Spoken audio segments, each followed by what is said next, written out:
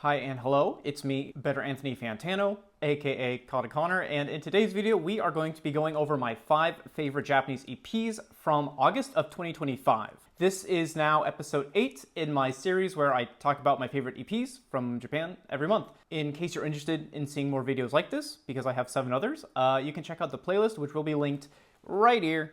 Okay, I think that's all the intro I need, so let's get cracking. Okay, so first up, we have the newest EP from the band Hedigan. Now, Hedigan is one that I've talked about in the past. I actually reviewed their debut album it came out last year, but I reviewed it this year. So, go check out that video if you have some time. So, the name of this EP is doyes, but apparently that is an acronym for Dancing on Your Eyes. And I guess that works. There's no S, but I guess because it's eyes plural, that's where the S comes from, but that's not obvious at all. And I probably should mention that I am technically cheating with this one too. That is because it actually came out on July 30th, but that was close enough to August. I was like, I gotta count it, right? Because at that point I had already finished my list for July, so I was like, well, it's gotta go in the August one. And yeah, so now here we are. In case you're not aware, the frontman of this band is Yons, who is also the frontman for the band CHO. So for that reason, they kind of share a lot of stylistic similarities, and of course they have the same singer, so there is that as well. However, their music is a lot more ambient, sad rock. I don't want to say emo rock, but it is very not happy sounding music all the time.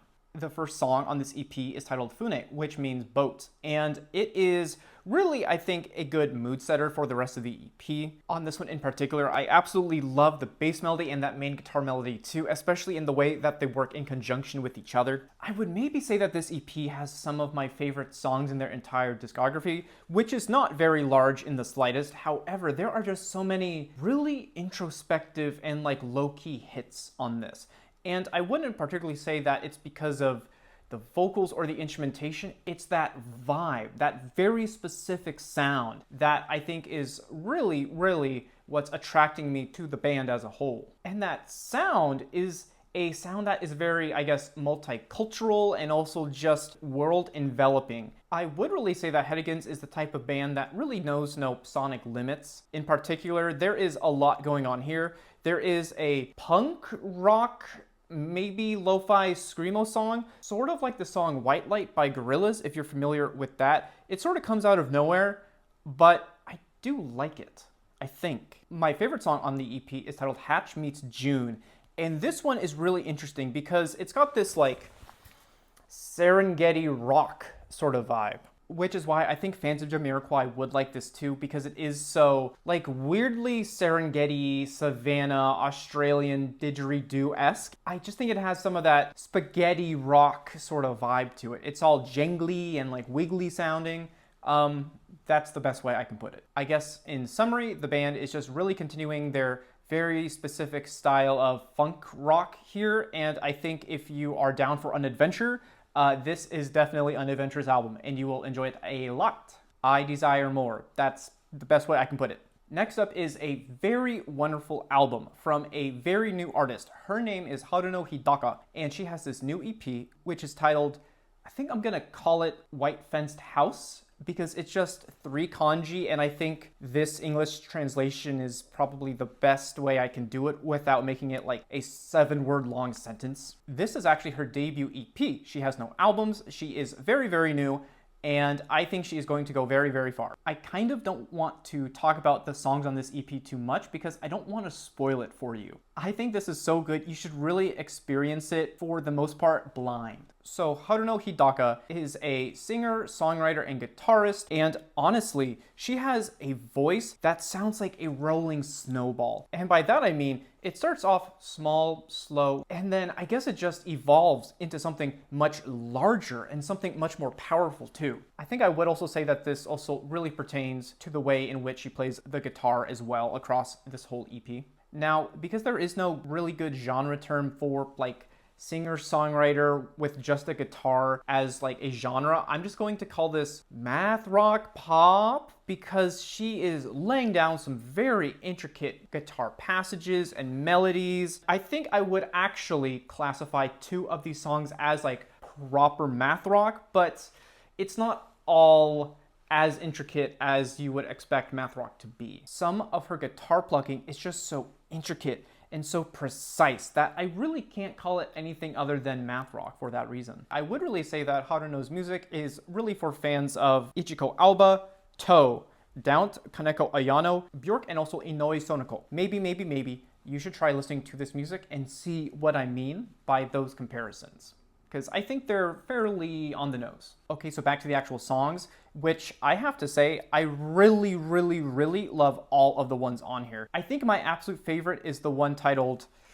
2025, January 26, 4 p.m., The Curtains Open. On this song in particular, I find that Haruno's voice has this really lovely texture to it. It's just so rich sounding. It's wonderful. I simply can't accurately describe what it sounds like because it's just so uniquely her. There is another song on this album which is titled Reborn in Spring, and she sounds incredible here. I really find that she does so much with so little. These songs are gigantic and swelling, yet it's just her and her guitar inside of a very small room, most likely. I definitely see this becoming one of my favorite EPs of the year, and I know it will be showing up on my year-end list very close to the top. So yeah, I implore you to check this out, especially if you like the bands that I mentioned that I think you would like if you like her. Or no.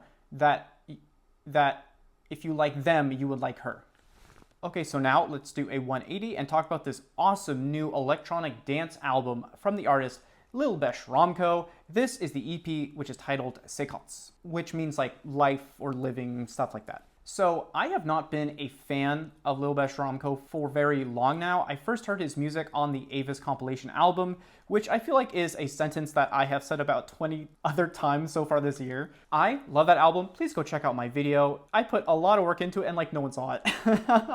Okay, so what is this EP like? I would say that it is a lot of hyperpop and also hyper hip hop, which of course has a lot of EDM influence, and weirdly enough has a lot of acoustic guitar, which I really liked on this EP. Yeah, I think in general, I would just say that this EP has a really interesting mix of sounds and vibes that somehow just works. I think the best way I can describe the sound of a lot of these songs is it's half 100 gecs and half Animal Crossing. And I say Animal Crossing because there's a lot of 8-bit flute in particular used across this entire EP, which I thought was fun, especially for, a hip-hop pop rap album. You wouldn't really expect something that whimsical or childish to appear, but again, I thought it worked really well. There are lots of aggressive boops and bops, especially on the song, which is titled Porsche/Kure, I think.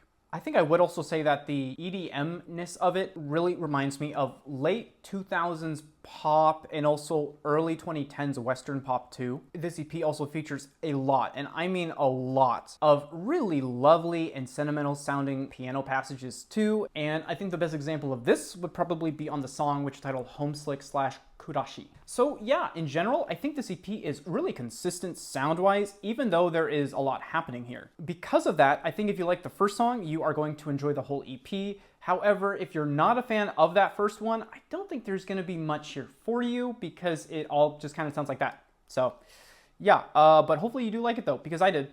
But you're not me, so I don't know. But yeah, check this out. Okay, so next I want to talk about a Midwest emo, math rock, and also indie rock band. This is going to be the band O_all. I don't know if I should be calling them O_all or Oaru, but what I do know is that this EP is titled Dream Deep Dreams. Okay, so right off the bat, this is actually the band's first EP, so congratulations to them. It's technically not their first release because they had 2 singles come out last year, but now officially we are here with that debut. I think my favorite aspect of this EP are these sweet guitar licks just everywhere and constantly. It sounds great and they're so catchy and I just love them so much. I would really say that lots of the songs here have a very sort of starry sort of atmosphere to them, especially on songs such as Falling, See You. While I would say that each song has a very dreamy vibe to it, the vocals are so sharp and they absolutely cut through that dreamy soundscape on every single song, and they are just so on, man, they sound great. I think the first song on this album, which is titled Highway, is a great example of this in particular. This song also kind of gives me Kinoko Teikoku vibes, if maybe they went slightly Midwest emo with some of their music. But yeah, to go back to the singing, the lead singer is named Tomika, and she's an amazing singer. There's something about the guitar on this EP where it feels like it would be suitable for the outro of like any movie as it fades to black. What I mean by that is that something about it just sounds so climactic, and I like that a lot. Whenever I listen to these songs, I just always picture yellow sunsets and these low sweeping shots and these like lens flares. I don't know what it is. It just feels so cinematic to me too. Now, I don't know if this is quite good or bad to say about this EP, but this was hard for me to write notes about because I just kept getting lost in the music and time would just fly by and I wouldn't notice when one song would end and another would start. And I just couldn't keep my attention on that aspect of listening to the album. Honest to God, I think I listened to it like 15 times just because like I had to keep going back and back and back. It's almost as if the music was like a stream of water and I was in the middle of it and it all just came like swirling past me or whatever. I don't know. If you like the sound of Shimokita Rock, you'll like this a lot because they are the embodiment of that sound and that movement and that culture and that vibe. Yeah, I don't really know how else I can compliment them. I think that's the be all end all. So, okay. Next one. I can never say this band's name right and you're not allowed to laugh at me. So I'm gonna try to do it from memory, okay? This is the EP, which is titled Chocopa East Asia Oldies by the band Chocopa Kocho Kin. No, I got it wrong. Okay, I'm gonna try it from memory one more time. Chocopa Kocho Kin. I think I got it. I'm just gonna call them Choco. For my own sanity and for yours too. The weirdos are back. It is Weirdo Fall. It's starting now because this EP came out. So hopefully you know Choco. They are a, I don't know, like traditional Japanese funk, rock, pop, electronic music outfits. They had an amazing album come out, which was their debut album. It's titled Tradition. Go listen to that. That thing is amazing. I would really say that this EP is a lot like that album. So I guess if you do check this out, you have to check out that album. Though I feel like this is a little bit more of their sound evolved. Generally, I would say that each song is incredibly unique. And for that reason, I feel like each song kind of has its own story to tell. Though I do also feel that same way about the songs on Tradition too. What is different though, is that I do think the songs here are actually a lot more intricate than those on Tradition. There is just so much happening constantly. Like on my favorite song, which is titled, it's so long, man. I'm gonna try to do this one from memory too. Nippon Zenkoku Sake Nomi Ondo.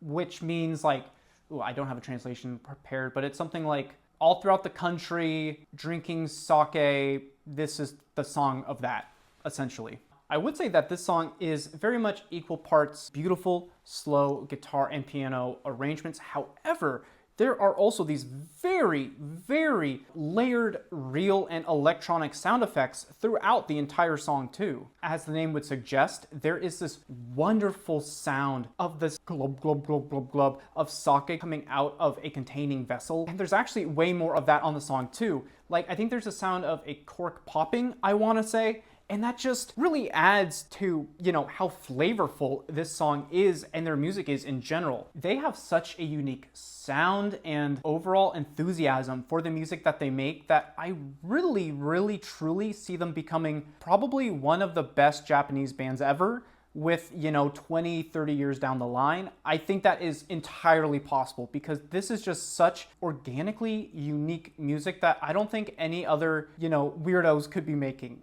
It takes a special kind of weirdo to figure out how to make these kind of compositions. And I hope that is a glowing review.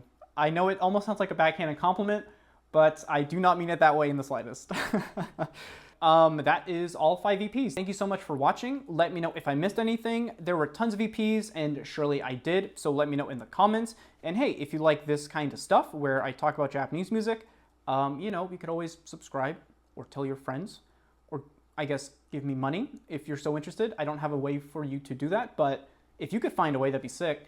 But anyway, that is all I have for you. Thank you so much for watching, and I will see you in the next one. Bye-bye.